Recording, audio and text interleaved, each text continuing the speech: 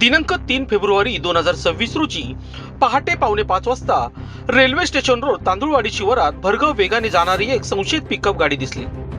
संशय बळावला आणि सुरू झाला पोलिसांचा पाठलाग। पोलिसांचा दबाव वाढताच गाडी रस्त्यात टाकून चालक व साथीदार अंधाराचा फायदा घेत पसार झाले। पण गाडीत दिसलं ते अंगावर काटा आणणारं दृश्य। 3 मोठ्या जर्सी गाई, 2 लहान वासरे अमानुषपणे दाटीवाटीने बांधलेली दिसली। कत्तलीकडे नेजा असल्याचा संशय स्पष्ट झाला।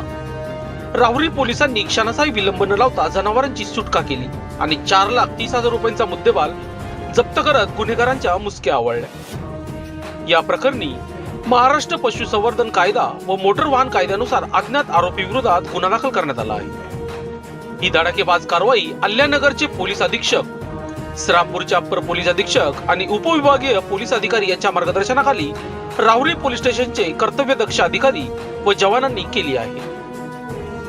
लोकशाही न्यूज साठी राहुरी प्रतिनिधी दत्तात्रय जोगदंड।